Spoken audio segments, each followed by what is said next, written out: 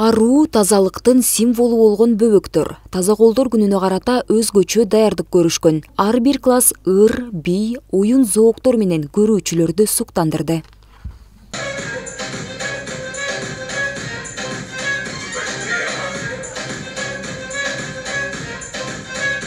Балдар таза колдор күнүндө эле эмес, ар бир күнү танапис учурунда. Ашканага барар алдында дааратканадан кийин сөзсүз колдорун дыкаттык менен жууйт. Себеби ден соолуктун чыңдыгы тазалыктан көз каранды экенин жакшы билишет. Биз эшикке чыгып, үшүчүбүз азыр.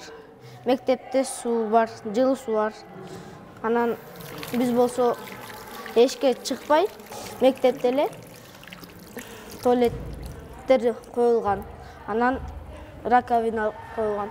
Дааратканадан келгенден кийин дайыма колубузду жуйбуз. Мен дайыма дааратканадан келгенден кийин колумду жуймун. Мурда бизге дааратканалар эшикте болгондуктан абдан кыйын болчу. Үшүп калчубуз. Азыр мектепте болгондуктан абдан жакшы. Кол жуучу жай, жылуу суу, мектеп ичиндеги даараткана. Мектеп окуучулар үчүн мындай шарттар үстүбүздөгү жылы түзүлүп берилди. Буга чейин ыңгайлуулуктардын жоктугу мектеп окуучуларына бир топ оорчулук жаратчу. Негизи мектеп курулгандан бери дааратканалар курулган эмес экен. Бирок ордулар бар, эч кандай курулган эмес да. Анан баягы сырттагы дааратканаларга балдар барууга мажбур болушчу.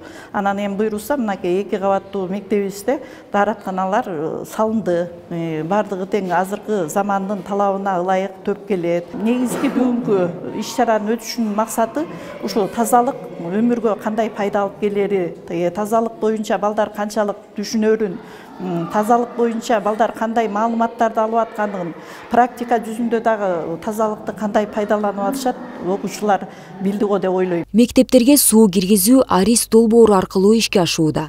Программанын алкагында алгач Орто Арык айылынын жашоочуларына таза суу киргизилип, калктын дээрлик 70% таза суу менен камсыздалган.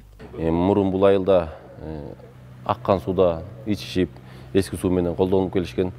Азыр Аристин демилгеси менен ушундай таза суу кирип атат. Буюрса ар бир үйгө, ар бир түтүнгө киргизип, өзүбүз жакшы көзөмөлдө технозорлор менен, ушу канат строй менен биргеликте иш алып барып атабыз.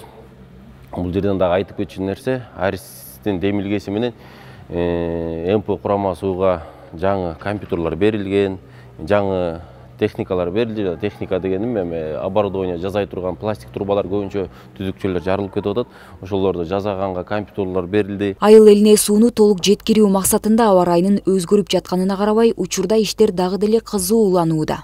Мы здесь проводим воду, проводим магистральную линию, строим новый водозабор.